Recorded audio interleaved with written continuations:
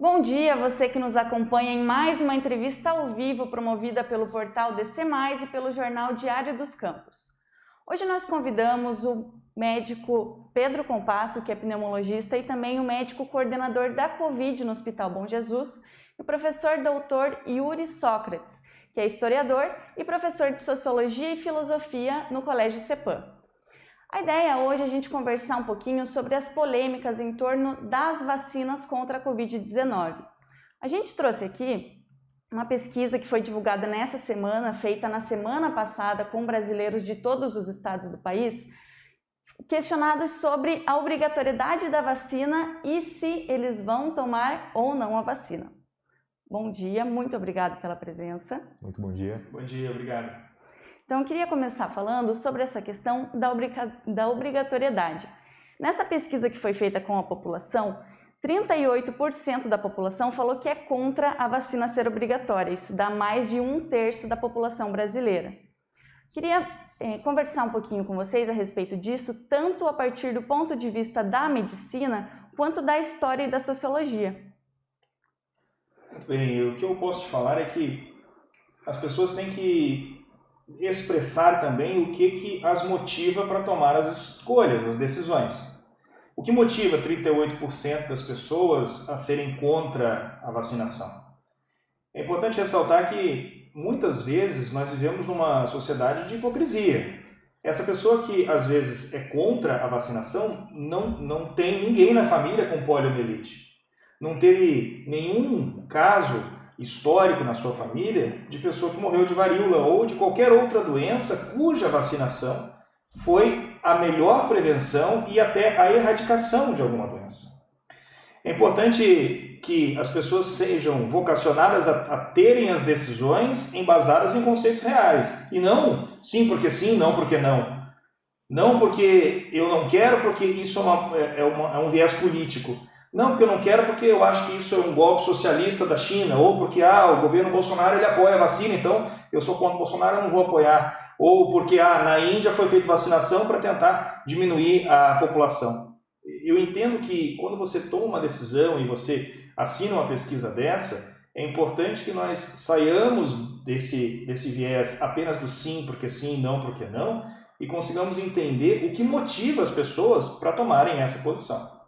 Eu não estou deixando claro aqui, por exemplo, se sou a favor ou contra, mas claro, como médico eu tenho que ser a favor de todas as políticas necessárias e ações necessárias para trazer saúde à população. E historicamente, o Yuri vai poder falar melhor sobre isso, as vacinas fazem parte da história da humanidade como medidas públicas sanitárias e que foram muito úteis para trazer a saúde à população. Então, quando 38% diz que não vai tomar a vacina, o que motiva esses 38%? Em que universo eles vivem? Que tipo de informação eles têm para criarem o julgamento de que a vacina não é boa para eles, não é boa para ninguém? O que leva essas pessoas a pensarem assim? Talvez isso seja a maior análise. Qual é a motivação dessa escolha? Veja, essa questão de se posicionar contrário a medidas de prevenção de saúde, ou prevenção de proliferação de doenças, posicionar-se contrário efetivamente a vacinas. Isso não é novidade na nossa história. Desde a famosa vacina da varíola, que se desenvolveu ali no início do século XIX, começou a se proliferar a vacina num combate à varíola, já em diversos países começou a nascer uma resistência à proliferação da vacina. E ainda que o século XIX esteja um pouquinho distante da gente, os motivos que estimulavam as pessoas nesse posicionamento contrário à vacinação eram semelhantes aos motivos de hoje. Os motivos não são costumeiramente relacionados, por exemplo, ao poder aquisitivo. A pessoa mais rica ou mais pobre se posiciona contra ou a favor da vacinação. É uma questão de desconhecimento. Vamos tomar um exemplo nessa sala, nesse momento. A pessoa mais indicada para falar sobre funcionamento de uma vacina nesse momento é o Dr. Pedro Compasso.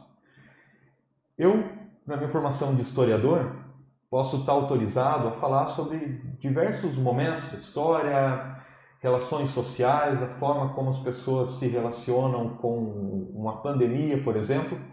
Porém, eu preciso reconhecer a autoridade da formação dele diante deste assunto. E é esse não reconhecimento dessas autoridades que, em diversos momentos da história, fazem com que as pessoas questionem a vacinação. Um exemplo que a gente pode ver disso, lá na metade do século XIX, na Inglaterra, começou um forte movimento anti-vacinação diante da vacina contra a varíola. Então, a varíola era uma doença terrível naquele contexto, se proliferava entre as comunidades rurais direto, também meio urbano. E em 1853 saiu uma lei do governo britânico, obrigando todas as pessoas a vacinarem seus filhos até os 3 anos. Em 1867, outra lei obrigando a vacinação até os 14 anos. Isso inflamou a população. E a população se posicionava contrária à vacina, e é aí que eu chamo a atenção, não por terem conhecimento da vacina, mas justamente pelo desconhecimento. Uma das alegações era que a vacina era anticristã, porque ela era desenvolvida a partir do cultivo do animal. Então falava assim, não, vamos entrar em contato com alguma secreção, alguma substância que veio do animal e isso será prejudicial para o meu lado espiritual. É um desconhecimento muito grande. O Pedro falou muito bem agora há pouco aqui sobre essa tendência que temos de politizar todos os diversos assuntos. Então, o indivíduo que se posiciona, sou contra uma certa vacina porque o governo tal apoia, ou sou a favor. E nessas horas a gente acaba deixando que esse nosso desconhecimento técnico e muitas vezes nossas paixões mais pessoais, nossos fervores, nossas crenças acabem embaçando nesse momento o nosso julgamento. A gente acaba tomando uma decisão a favor ou contra, não baseado na ciência, mas baseado muitas vezes em crendice. Em relação a essa questão da obrigatoriedade, essa pesquisa apontou que quanto maior a escolaridade da pessoa, maior a sua resistência a tornar a vacina obrigatória. Quem tem ensino superior fala que não quer que seja obrigatória mais do que quem tem ensino médio e, por sua vez, quem tem ensino médio fala mais que não quer que seja obrigatória do que quem tem ensino fundamental. Pedro comentou sobre a questão de não ter a vivência de uma doença na sua família, né, que é, por exemplo, a poliomielite, que é associado realmente às pessoas que não se vacinam, a classes diferenciadas. O professor também comentou dessa questão da revolta da vacina, que foi uma revolta mais popular, de classes mais baixas. Mas hoje a gente está vendo o inverso. Por que se dá essa inversão? Por que hoje as pessoas com mais escolaridade, que pelo menos na teoria deveriam acreditar mais na ciência, são mais contra a vacina ser obrigatória? Hoje eu vejo que nós vivemos num mundo onde a informação ela dá uma falsa sensação de liberdade. Você agora pode pegar e publicar um post na sua rede social, no seu Instagram, no seu Facebook, no Twitter, onde você quiser, e escrever o que você quiser com a dita propriedade sobre o assunto, sem, na verdade, ter. Só que você é alimentado durante muito tempo naquilo que são os seus gostos, naquilo que você curte, naquilo que você escreve. Então você é bombardeado de informações direcionadas e restritas àquele tipo de posição que você tem.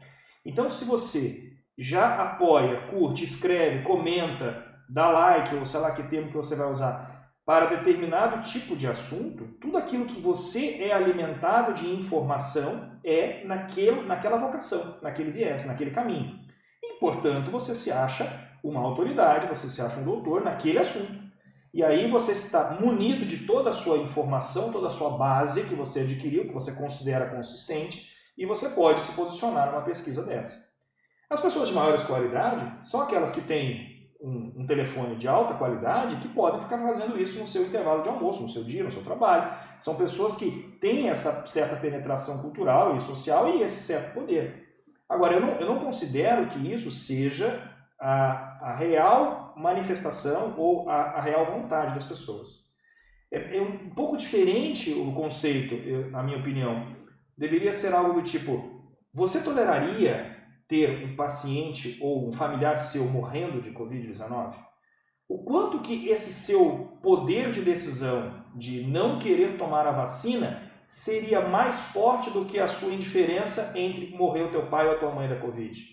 Se, por exemplo, depois de tanto tempo está provado que nenhum tratamento é 100% efetivo para todas as pessoas, claro, há tratamentos que nós percebemos que os pacientes melhoram, vão de alta, vão para casa, estão bem, mas não há um tratamento que funcione para todo mundo. A vacina tende, qualquer vacina, a equalizar isso porque ela é uma imunização ativa, ela fornece antígenos para que a população produza anticorpos. Nenhum tratamento faz isso. Então, quando nós perguntássemos a essas pessoas, viu, você que é contra, então, tudo bem se alguém na sua família morrer de Covid? Porque talvez essa pessoa vai falar assim, não, Covid não existe. Não, isso aí é uma invenção. Isso aí é uma invenção para politizar as coisas. Ela está tão alienada nesse mundo que ela é incapaz de ter uma visão de bom senso. Essa pessoa não vive no mundo real. Essa pessoa ela não é capaz de tolerar uma situação real, porque ela vive nesse mundinho que a internet oferece para ela. Então, que pesquisa a gente pode considerar? Essa que é feita também pela internet? Essa que é feita também por essas mídias sociais, que só essas pessoas têm mais acesso? É claro que, proporcionalmente, isso vai ter mais pessoas dessa capacidade de votar, porque são pessoas que têm mais acesso a esse recurso. O que eu quero dizer é que não existe ninguém que, em sã consciência, pode escolher, não, eu não quero vacinar até a hora que alguém na família estiver morrido ou estiver morrendo por uma doença. Acontece muito isso em pessoas que têm essa tendência a ter medidas mais naturais e são contra a vacinação, nunca tiveram filho.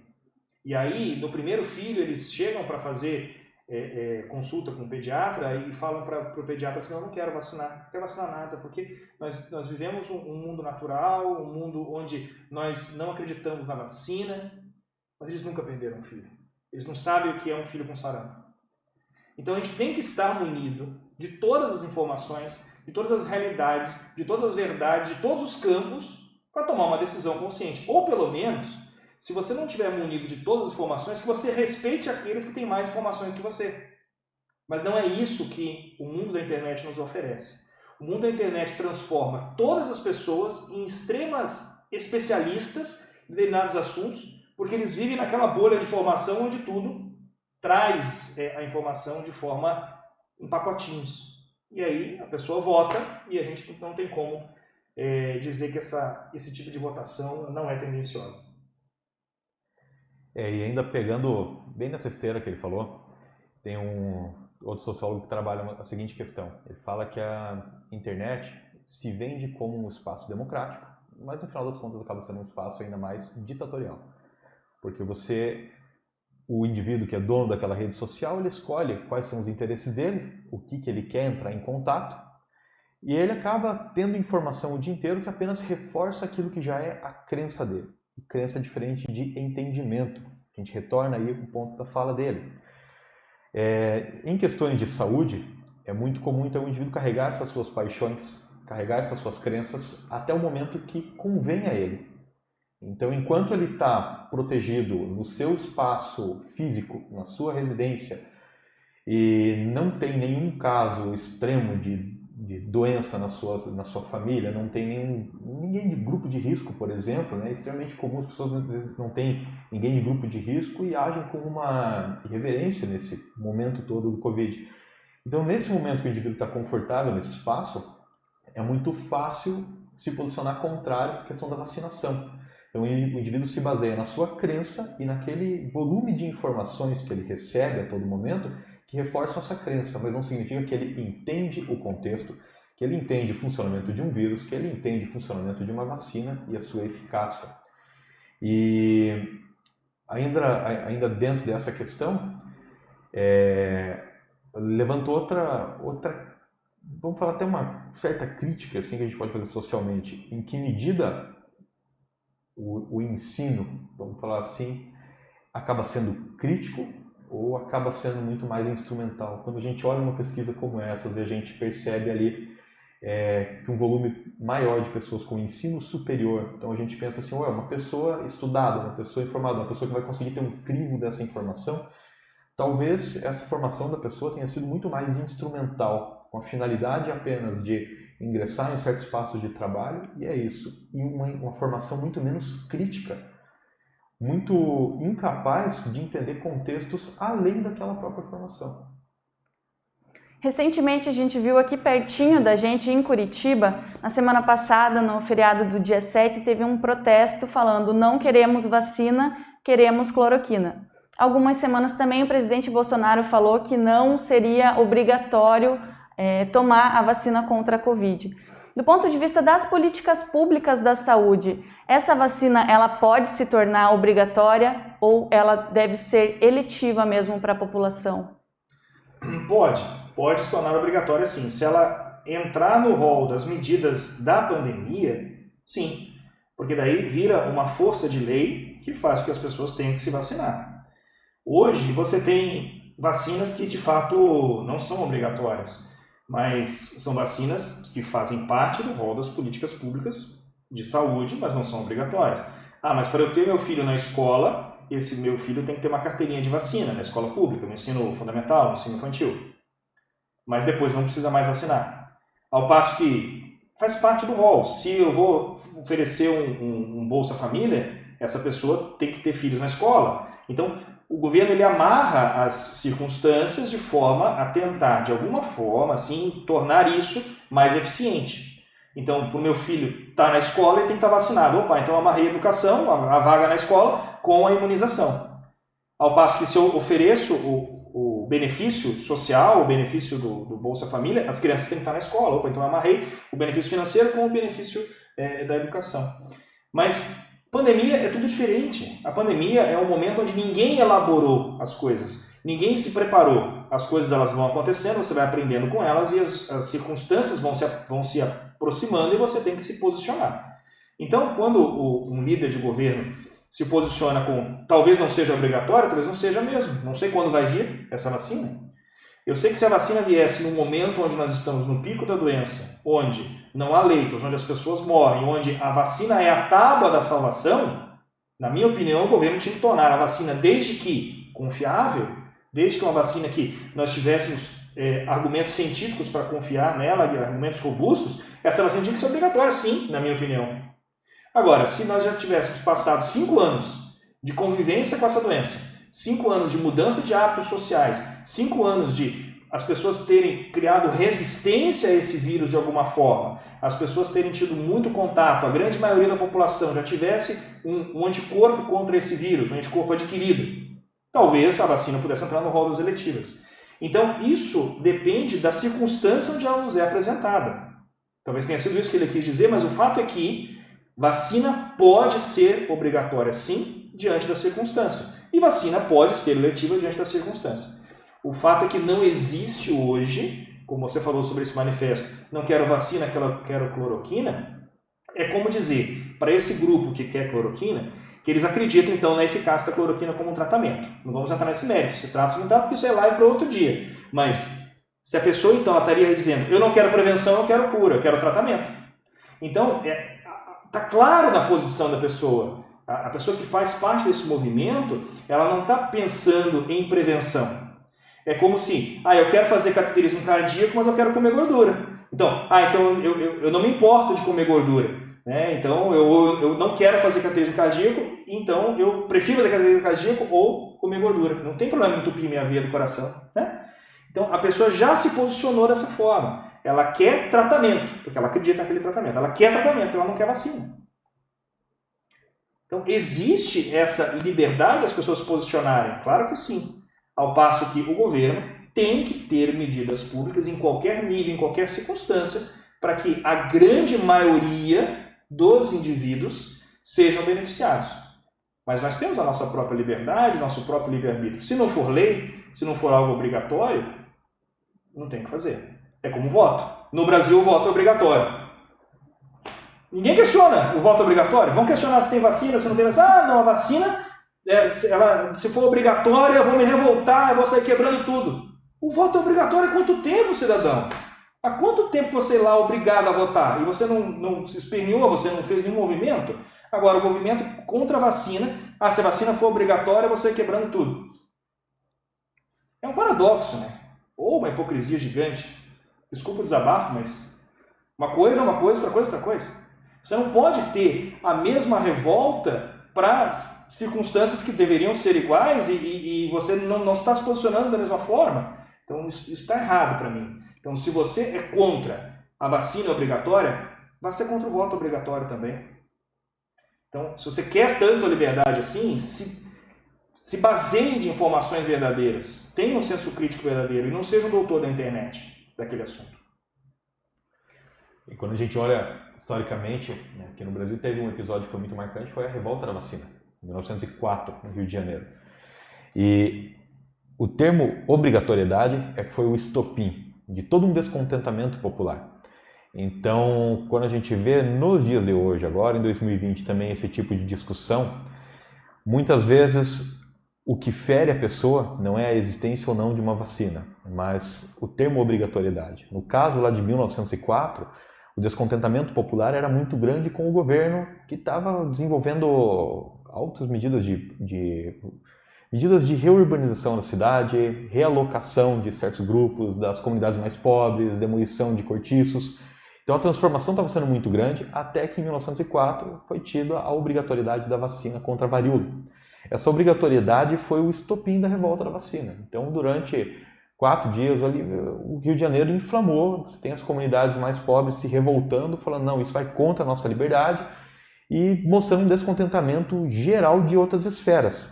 E acredito que nesse momento que a gente vive agora, 2020, esse tipo de situação, como a colocação da obrigatoriedade de uma vacina contra o Covid, desafoga os ânimos que as pessoas têm guardados sobre outras questões também.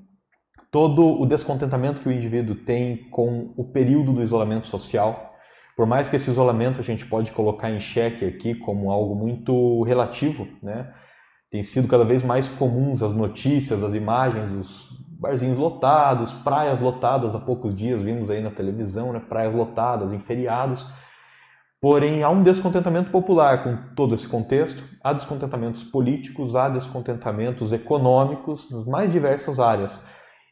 E quando termos socialmente pesados, duros, aparecem como uma obrigatoriedade, algo a mais que o indivíduo tem que fazer, muitas vezes as pessoas desafogam nesse sentido. Esse é o viés sociológico que a gente pode entender do porquê de existir movimentos como esses. Não queremos a vacina, queremos cloroquina. E esses movimentos se baseiam em uma desinformação, né? Porque pior do que você não ter informação é você ser mal informado, muitas vezes. Então, uma desinformação. Não consultam autoridades no assunto, consultam apenas as próprias crenças ou aquele pequeno circuito que tem de veículos de informação e desafogam nesses momentos, então, inúmeros descontentamentos populares. Esse medo de tomar vacina, o medo de novidades relacionadas à saúde não é de hoje. A gente vê se repetindo ao longo do tempo. Tanto é que mesmo não falando apenas da Covid, mesmo falando em outras doenças antes do coronavírus surgir, já tinham muitas pessoas que eram contra a vacinação, que se negavam a tomar certas vacinas, pessoas mais idosas que tinham receio de tomar a vacina da gripe, por exemplo, que é a crença mais popular que a gente tem aí nesse campo. Mas por que esse medo é motivado? Além da parte política mesmo, que nem na revolta da vacina, agora que realmente a política ela é uma parte que está sendo muito inflamada pela sociedade, mas também há esse medo do desconhecido. Por que ele é motivado mesmo? Tem um autor que sou fã dos trabalhos dele e acho que dá conta disso muito bem, autor que morreu recentemente, que é o Carl Sagan. Foi astrônomo, trabalhou com a NASA por muito tempo e ele era um baita de um divulgador da ciência. E em várias obras dele, defendendo a importância da ciência, a relevância da ciência, ele denunciava uma sociedade extremamente acrítica, mais especificamente ele falava dos Estados Unidos da época dele, porém, infelizmente, a gente pode estender a crítica dele às mais diversas partes do mundo, inclusive ao Brasil. Ele falava sobre esse comodismo, esse conforto das pessoas.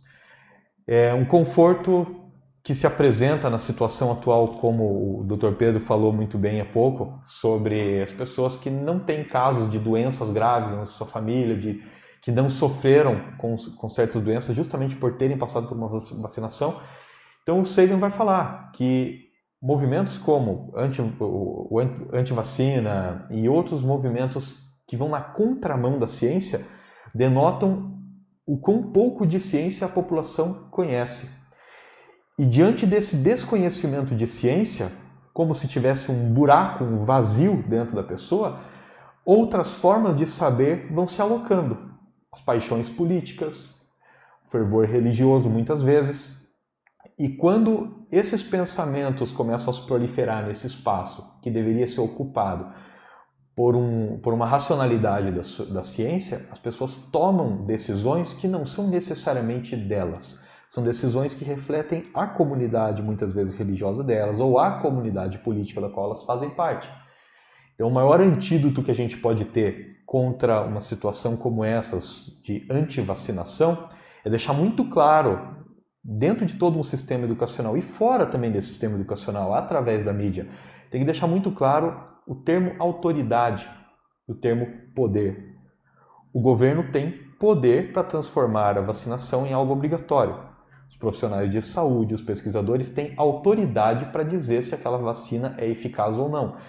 Eu, como historiador, sou autorizado a falar de certos temas, mas eu não sou autorizado a falar do processo de produção de uma vacina. O Pedro é. Essa distinção entre quem é autoridade em cada assunto e desenvolver nas pessoas o respeito a essas autoridades é um maior antídoto que a gente pode ter contra a proliferação de movimentos que são tão supérfluos, tão vazios como esses de antivacinação, que se baseiam nessas crendices populares, como não vou vacinar meu filho porque tal vacina dá autismo, né? Isso falava-se recentemente, né? Fala-se ainda, né? Várias comunidades de antivacina falam disso. Com base em quê? Com base em quais evidências? O que suporta essa sua tese? É um texto apaixonado de um blog de quinta categoria ou são pesquisas sérias científicas? Inclusive, naquele evento que eu falei há pouco, lá do metade do século XIX, quando começou a ter um movimento anti-vacina muito forte na Inglaterra, uma das primeiras medidas do governo foi justamente investir nas pesquisas. Então vamos ver que tipo de efeito colateral que pode estar tendo. E o que constataram é que os efeitos discutidos por aquela população que não era autorizada a falar do assunto eram muitas vezes relacionados a outros problemas de falta de saneamento básico, outros problemas de saúde e não pela vacina em si. Então, volta novamente a uma questão da educação, ser um pouco mais crítica e distinguindo melhor os diversos atores dessa educação. Quem é o indivíduo que tem o poder para uma certa medida, quem é que tem a autoridade para falar daquela certa medida e quem é que deve respeitar certas autoridades. Falando cientificamente, muita gente tem medo de tomar vacina também com o argumento de que ela está sendo desenvolvida muito rápido, com o argumento de que ela vai ser aprovada porque os laboratórios querem lucrar, porque um país quer sair na frente do outro. Vai ser seguro tomar uma vacina, mesmo ela sendo desenvolvida aí no período de 1 ano da doença? Como que fica essa questão do ponto de vista da medicina mesmo? Veja, são várias análises na mesma pergunta, né? Eu penso assim, que o coronavírus, ele sempre existiu, ou existe já há vários anos, ele não era uma pandemia. Mas o conhecimento do vírus, embora ele não tenha sido devidamente isolado, mas o conhecimento do vírus ele já existia, tanto que os nossos cachorros são vacinados contra o coronavírus há muito tempo. Então, o vírus já existia. Então, é claro que já existe, antes da pandemia, já existe pesquisa do coronavírus, é claro que sim. Então, a gente não deu o start das pesquisas de vacina logo assim que a doença se espalhou, né? Então, isso já cai por terra o primeiro argumento. A ciência, ela trabalha diuturnamente. Não precisava de uma pandemia para as pessoas estarem estudando sobre o coronavírus. Afinal de contas, esse vírus já existe na comunidade humana, a maioria das pessoas não sabe disso, mas já existe. O que nós estamos lidando é com uma mutação do coronavírus, mas o coronavírus já existe na comunidade humana. E essa é uma teoria de que algumas pessoas tenham uma certa resistência, algumas pessoas façam formas assintomáticas. Então, esse desconhecimento dessa informação faz com que as pessoas vão repetindo isso. Mas o coronavírus não é novo. Ele já existia na humanidade e já existia na zoologia, né? Já existia nos animais e já tem até vacina nos animais. Então, não começou agora. Ao passo que, sim, tem que ser tudo muito rápido. Nós estamos numa pandemia. Então, se a comunidade médica usa, vou falar vários agora, né? Cloroquina, ivermectina, dexametasona, azitromicina, vitamina D, zinco, bombinhas, corticoide.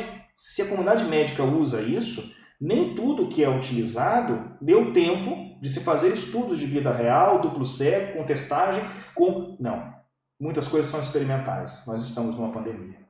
Então, quando nós tivéssemos aqui 2 anos, 3 anos, 5 anos, fazendo um estudo retrospectivo, daí vai vir uma grande autoridade na comunidade científica e falar, olha, tal medicamento funcionou, tal medicamento mostrou-se evidente, tal medicamento mostrou que os efeitos colaterais eles foram pequenos perto dos benefícios, diminuiu a mortalidade, isso e aquilo. Mas são estudos retrospectivos.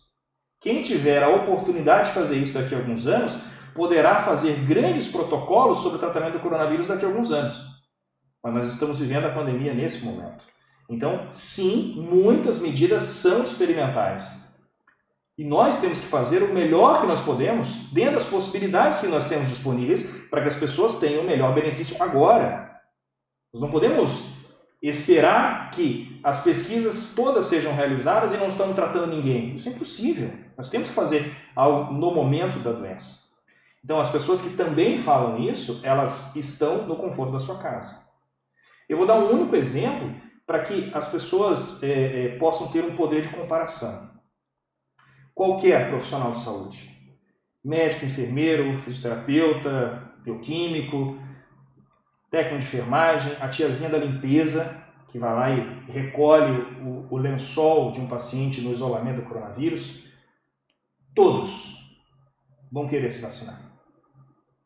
Se nós estamos falando de uma vacina que é produzida, chancelada pela Organização Mundial de Saúde, pela FDA, pelo Ministério da Saúde, ela tem as chancelas necessárias para ser produzida, e nós sabemos que não é só a vacina do coronavírus, qualquer outra, os laboratórios ganham dinheiro porque eles investem nisso, eles se dedicam a isso, eles ganham dinheiro porque eles produziram, eles têm a patente dessa ou daquela vacina. Não é a primeira vacina que o laboratório está ganhando dinheiro. A vacina da gripe que você está tomando, o laboratório ganha dinheiro. Qualquer outra vacina. Então, esse argumento é falho, porque eu sou contra porque é uma vacina que o laboratório ganha dinheiro. Viu? Todas as outras que você já tomou, o laboratório ganhou dinheiro. O fato é que esses profissionais veem as pessoas morrendo todos os dias. Esses profissionais, eles têm que olhar no olho de uma família e falar, nós perdemos o seu pai, perdemos a sua mãe a despeito de todos os nossos esforços. Esses profissionais veem alguém esperando o leito, porque todos os leitos estão ocupados, e tem que falar para a família, nós estamos aqui para atender, nós não temos leito para o seu pai no momento. Esses profissionais querem tomar a vacina. A família desses profissionais vai tomar a vacina porque elas têm medo da pessoa que eles deixaram sair de casa para ir trabalhar não volte para casa. Ou volte doente, tem que ficar isolado e morra. Porque a doença está muito na cara dessas pessoas, está muito palpável. Você, do conforto da sua casa, nunca ter vivenciado essa situação, me dizer que você vai não tomar a vacina porque é algo de um viés político qualquer, ou porque não funciona, ou porque tem a palavra obrigatoriedade e eu não tomo nada que é obrigatório porque eu sou o dono do meu corpo. A sociedade do mimimi, a sociedade que tem a autoridade achando que tem autoridade, que tem poder junto e tem essa confusão, como explicou o nosso sociólogo, essa sociedade não é capaz de julgar a vida real em todos os momentos. Então, para quem vive isso, pergunte para essa pessoa. É o maior laboratório que você pode ter. É o maior estudo científico que você pode ter, muito diferente da sua bolha social da internet. Pergunte se a tiazinha da limpeza não vai estar lá na primeira da fila para tomar vacina. Porque ela sabe que se ela pegar a doença, ela morre e o sustento da família dela acaba. Ela vê as pessoas morrendo todos os dias. Então, esse deveria ser o parâmetro. Você se basear em quem tem autoridade, vivência e experiência sobre o assunto. Claro, pessoal, que a vacina ela vai ser produzida e talvez seja produzida numa situação de grande esforço, de grande emergência, de grande investimento. Se tem muito investimento, alguém está investindo dinheiro, então é claro que quando isso for produzido, quem investiu dinheiro vai ganhar dinheiro. É claro que enquanto eu tinha a cepa do coronavírus apenas em animais, a velocidade da pesquisa era assim. À medida que virou uma pandemia, a velocidade virou assim. Todos os laboratórios ou todas as instituições científicas, todos os lugares, vocacionaram os seus recursos a isso. Outras vacinas ou outras pesquisas estão com menos investimento agora por causa do coronavírus. É natural, estamos numa pandemia. Por isso que a gente está de máscara, por isso que os leitos dos hospitais mudaram, por isso que a minha UTI agora não é uma UTI geral apenas, é uma UTI Covid. Por isso que abriram mais tantas UTIs na cidade só para atender o Covid. Então, a situação ela é real. Então, é claro que tudo acontece de forma muito intensa. Agora, você no conforto da sua casa dizer que isso não é confiável. Está acontecendo porque é apenas um oportunismo político, um oportunismo financeiro. Não faz sentido para mim. Dentro desses argumentos aí da politização da vacinação, a própria pesquisa que foi feita no Brasil mostrou que pelo menos 1 a cada 4 pessoas falou que só vai tomar a vacina dependendo do país da qual ele vier. A gente tem pelo menos 3 vacinas mais conhecidas e que estão avançadas, que são a russa, a chinesa e a de Oxford. Qual dessas vacinas é a mais confiável? Pensando a pessoa leiga que não tem conhecimento médico, pelo que ela deveria escolher qual vacina tomar, o que ela deve pensar na hora de escolher qual vacina tomar. Pedro, pode um leigo antes falar nisso, então? Acho que é legal colocar a opinião do leigo nesse momento, tá? Tá bom. Para quem não é da área de saúde, meu caso, para quem não é da área de saúde, é muito interessante pensar no status que certos nomes têm, socialmente falando. Então, quando falam vacina de Oxford, parece que está chancelada. Né? Quando pensa em público comum, parece que está chancelada. Essa vai ser boa. Vacina russa, fica com o pé atrás, né? Vacina chinesa, é coisa dos comunistas, e daí já entra toda aquela paixão política de falar da teoria da conspiração, que é uma coisa tão sedutora para as pessoas, né? Tá vendo? Eles lançaram o vírus e agora eles vão lucrar em cima. Então, pro leigo, tem esses diferentes pesos nos nomes. E qual que é o conhecimento que a gente tem sobre a vacinação, sobre o processo de produção e da pesquisa? Zero. Se você está se afogando e passa um pedaço de pau, aquela é a tábua de salvação. Na hora você não vai olhar se aquela tábua é uma madeira de ipê, se é de mogno, se é de garapira, se é de... Você não vai olhar. Talvez nós tenhamos várias opções de vacina. No momento da pandemia, nós não tenhamos o monopólio da vacina, talvez nós tenhamos sim o poder de escolher, nós tenhamos o poder do nosso governo de escolher qual que o Brasil vai fazer, talvez cada estado tenha a sua. E alguma dessas pessoas que está se posicionando já foi em Oxford.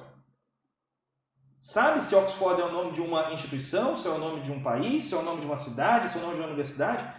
Quantas dessas pessoas dizem que preferem Oxford? Sabem o que realmente quer dizer isso? Ou quantas pessoas têm a ideia da China como apenas a ideia do país que tem um trabalho quase escravo que produz iPhone para o mundo inteiro? Ou quantas dessas pessoas acham que na Rússia só se bebe vodka e é inverno o ano inteiro? Eu quero dizer que as pessoas se posicionam sem ter qualquer conhecimento sobre nada, e isso é extremamente um desserviço a tudo.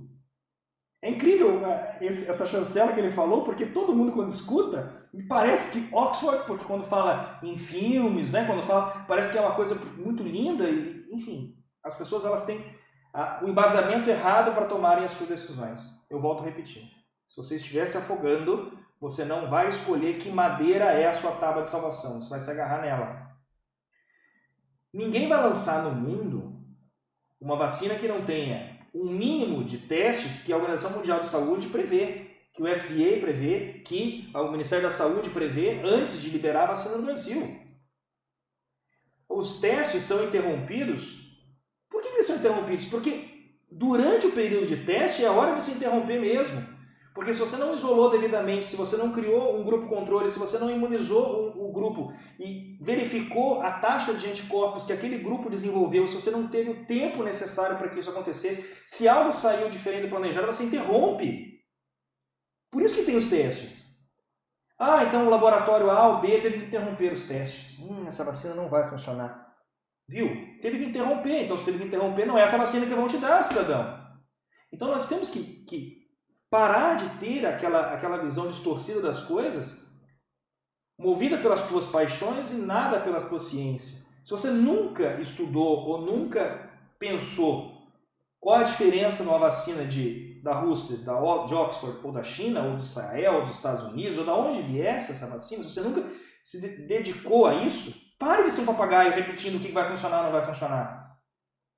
Eu acho que a gente tem que ter muito mais bom senso, muito mais senso crítico desligado das suas âncoras, das suas correntes que você arrasta e muito mais senso coletivo. Pensar em vacinação talvez seja muito mais pensar na coletividade do que no individual. Se você não tem ninguém de grupo de risco na sua casa, é fácil você sair e ir para o Lago de Olarias.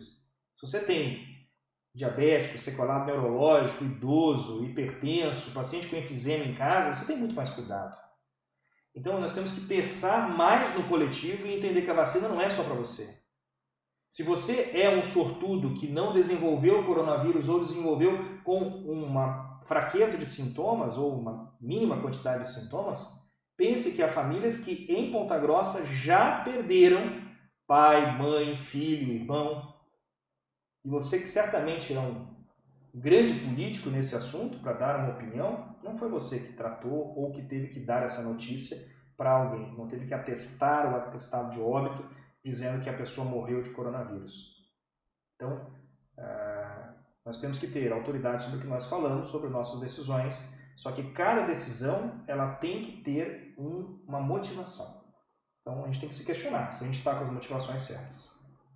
Essa questão de pensar no coletivo, ela vai muito de encontro ao próprio conceito da sociedade, da sociologia, que é viver em comunidade mesmo. A gente já viu em algum período histórico, algum momento em que não acreditar na ciência, não acreditar nos avanços da tecnologia foi benéfico para a sociedade, ou que pensar apenas em si, pensar, como o Pedro falou, eu não sou de grupo de risco, eu não tenho ninguém de grupo de risco em casa, então eu posso circular livremente. A gente teve algum momento na história em que isso foi benéfico, não só para a sociedade, mas também para as próprias pessoas que pensam dessa forma? Olha, o que mais a gente tem na história são exemplos de como o egoísmo do ser humano pode ter repercussões extremamente negativas. E quando a gente fala de egoísmo, não se trata apenas de uma crença ou não, de entendimento ou não da ciência, mas isso funciona para qualquer tipo de crença. Temos inúmeros casos de... Vamos pegar um exemplo bem marcante aqui, que se trata de América Espanhola.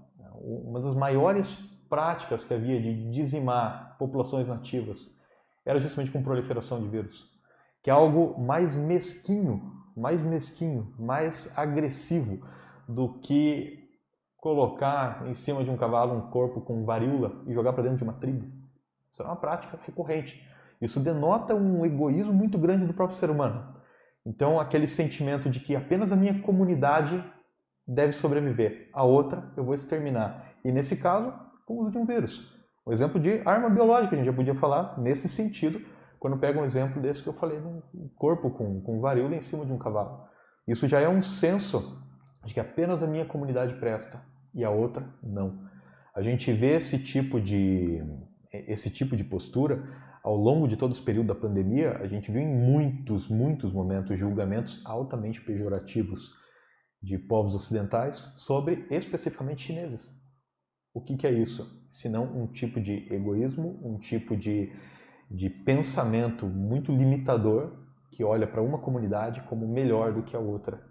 Então vai totalmente no sentido contrário de uma ideia de coletivização. E agora não pensando em vacina, mas pensando aqui na nossa entrevista. Muita gente que está nos assistindo pode estar se perguntando, nós dois estamos de máscara e o professor está com uma bandana. O uso da bandana, ele é benéfico? O uso da máscara, ele é necessário? Ou é mais uma daquela questão que a gente estava conversando antes de seguir o outro? Todo mundo está usando máscara, eu vou usar também. Até que ponto isso é realmente necessário? Não estava esperando por isso, achei legal. Veja, o uso da máscara, ele já existia antes do coronavírus, né? A gente não faz nenhum procedimento invasivo no hospital sem máscara. Não existe cirurgia, não existe sondagem, não existe punção central, coleta de líquor, sem máscara. O povo oriental já usava máscara quando tinha qualquer sintoma respiratório, pela coletividade, pelo respeito ao seu semelhante, para não sair proliferando.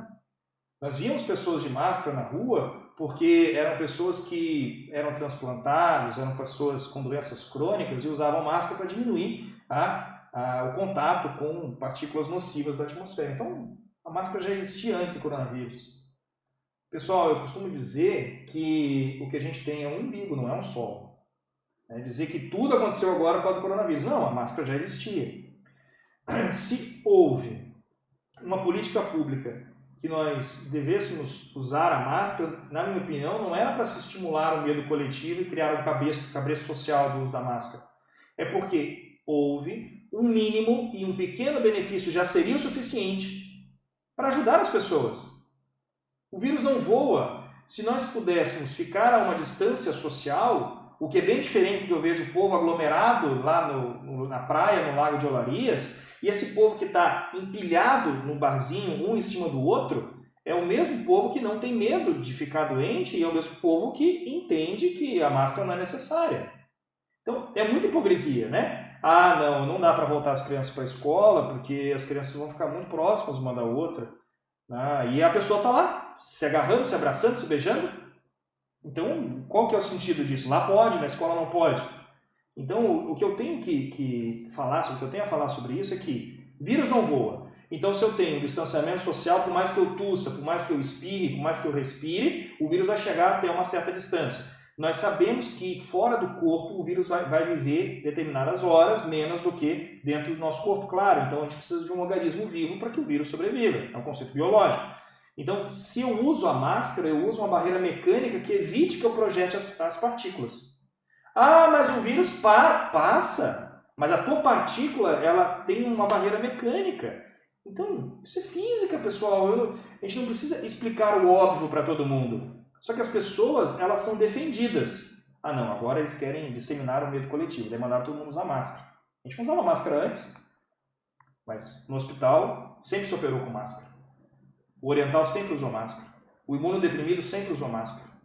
Então, há um benefício. Nós sabemos que a máscara não impede que as pessoas fiquem doentes. Prova é que os casos aumentaram mesmo usando máscara. Mas se não estivéssemos usando máscara, se não estivéssemos fazendo distanciamento social, se as pessoas estivessem respirando uma na cara da outra do mesmo jeito, na mesma distância, a proliferação do vírus teria sido maior. Então, só por isso, só por ter menos gente morrendo, só por ter menos gente ficando doente, mesmo que seja uma pequena parcela, o uso da máscara já é válido. Ou seja, não precisa do mimimi todo da máscara, use pronto, pela coletividade. Use para que a pessoa próxima de você não seja contaminada, e daí ela usa para que você não seja contaminado. Mas os casos continuam acontecendo? Continuam acontecendo. Mas a transmissão ela é muito mais íntima e familiar.